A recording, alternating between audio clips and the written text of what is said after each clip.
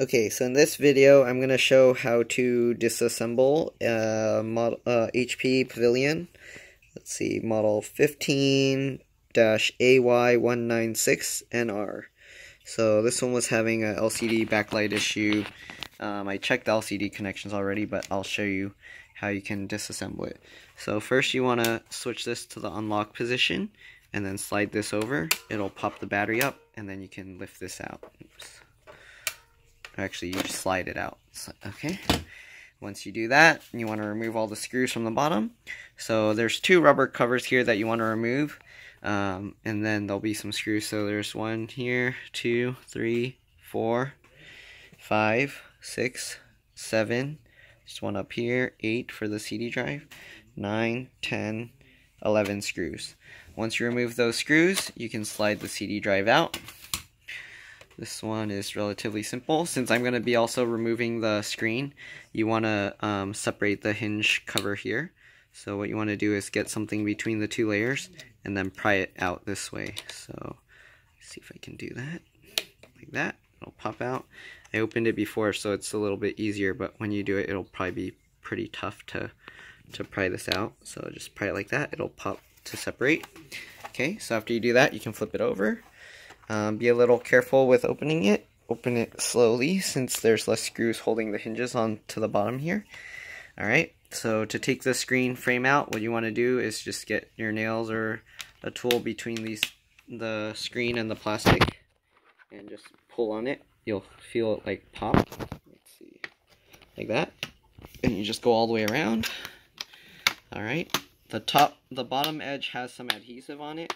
So you're gonna have to either you're probably gonna have to use a tool there, or just pull very slowly to be kind of more careful. So usually what I'll do, let me see, where did I throw my little pry tool? Here we go.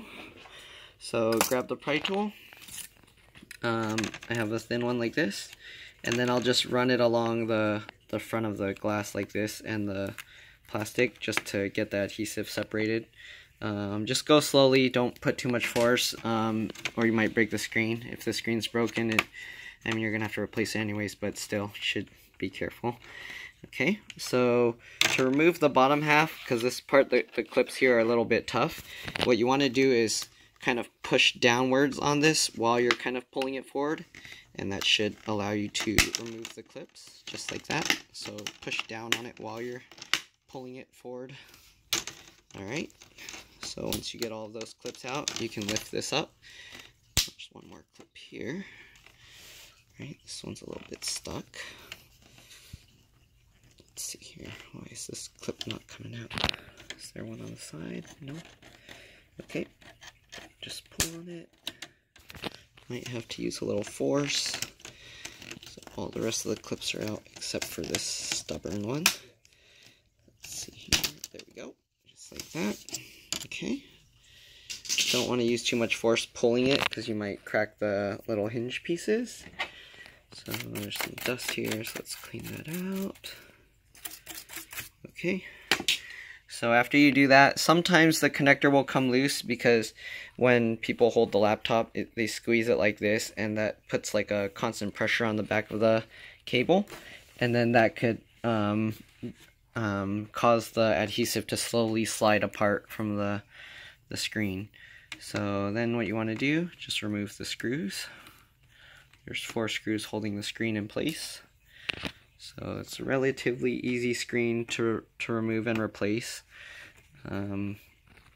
Make sure when you take out the battery to hold the power button for a few seconds just to drain any power.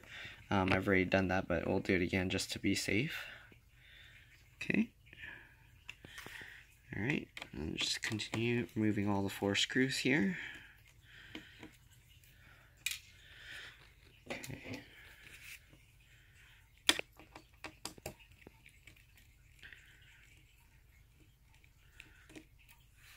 Alright.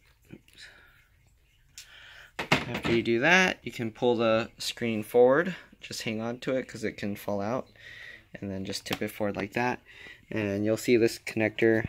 To take it out, you have to peel this adhesive up, and then you can actually pull this. There's some adhesive here too, but I already did this, so I'm not going to do it. But you basically just pull this back like that, and then to pull it back you just use the tape to kind of pull on it to get it back into the slot. Okay, so this one I already checked, the connection is fine, so it's most likely the backlight on the screen itself. I can check here. Sometimes there's a little backlight connector. Actually, they're here, so they're actually connected okay, so that shouldn't be an issue. So we're gonna leave this alone. We might have to replace the screen on this one just in case if it needs to be replaced. You can see the model number here is B156XTK01.0. Okay, so that's the model number of the screen. And you just put this back together. Alright.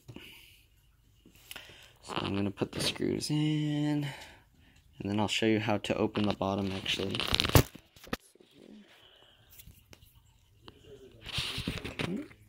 You already know how all the screws go back in, but pretty much, yeah, do that first.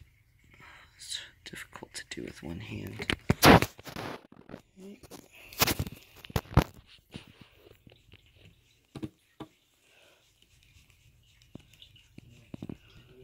Alright, if anyone has any recommendations that they know of a camera that can kind of follow where my eyes are to make it easier to record, that'd be great. But yeah, I couldn't think of anything. I was thinking like camera with glasses in it, but the problem is if I move my eyes instead of looking straight forward, then it won't be in view either. So yeah, I found that might also not work very well. Okay. So once you get all the screws back in, put the frame back. Bottom side goes down first, right? Just like that. And once you get that, you can actually start clipping all around. And you can actually do the clips for the bottom part after you clip all of this to make sure it's lined up properly. Okay. Alright, so the clips for the bottom are kind of tough, so what you want to do is kind of hold the back, and then while you're holding the back, push on the front. I can't really do that with one hand, so I'll try and record holding the camera like this. So just go along like that.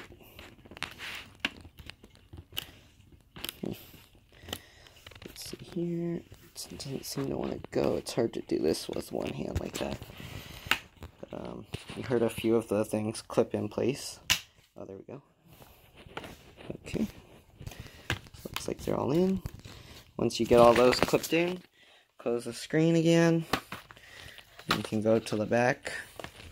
And then you can re-clip these by squeezing it, just like that. Okay. And then to remove the bottom, this plastic piece will come away. The motherboard's attached to the keyboard assembly. So just like all the other models, you'll have like the two plastic layers here that you can pop open. See, it's already actually popped open a little bit from earlier. But yeah, you pull on this and then just go around. Okay. Just go around like that. Okay. And then one of the sides is actually this. I think this side is like caught that you have to actually open it up sideways. So once you get all these clips out, okay, just like that. Once you get all those clips out, let me see if I can put the other side as well.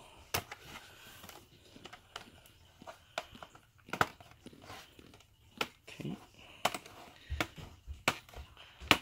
Alright. Once you get all those, you should be able to lift this. Oh, it's actually getting the clips here a little bit stuck. Okay. Let's see here. How can I do this with one hand? I don't know if I can, because the clips here are actually the ones that are caught. Oh, there we go. So you can push the clips out of the way. It's easier when you have it open, but since I'm doing with one hand, I can't really do that. So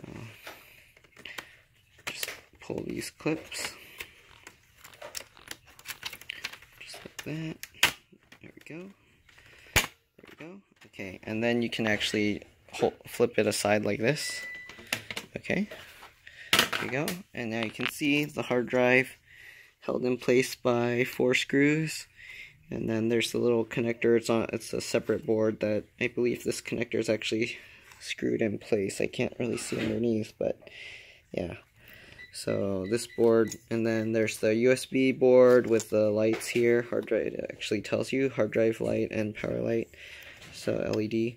So that cable goes there, so if that's having problems you can replace it.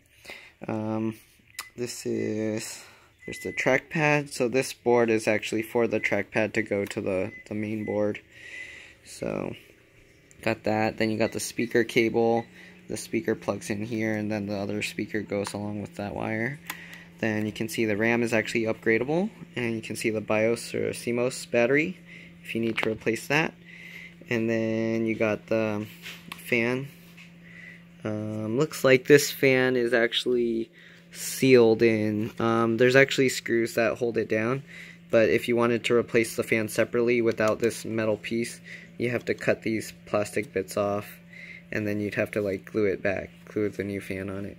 But this fan, I don't think it's attached to the heatsink, so you can actually replace that separately. It might come with the metal piece. Then you got the DC power jack. You'd have to take the hinge and lift it up. And the wireless card here, they only use 1 antenna on this model for some reason. But yeah, and then you got the keyboard connector here. So that's pretty much it. The keyboard is actually, they have this metal plate melted in place on the back of it. So if you wanted to replace the keyboard, you'd probably be better off replacing the whole assembly with the palm rest and everything. But if you wanted to replace just the keyboard, you can. But you'd have to like glue this metal piece back on, which it's kind of, it might not hold very well. So it's also a pain. You'd have to like cut all these plastic things or melt them off, and then you can pull this metal bracket away. That's pretty much it. Other than this, the CD drive optical bay slot connector. But that's pretty much it. Same as all the rest. The CPU soldered in place. And yeah, if you have any questions, just leave them below, and I'll get back to you as soon as possible. Alright, bye.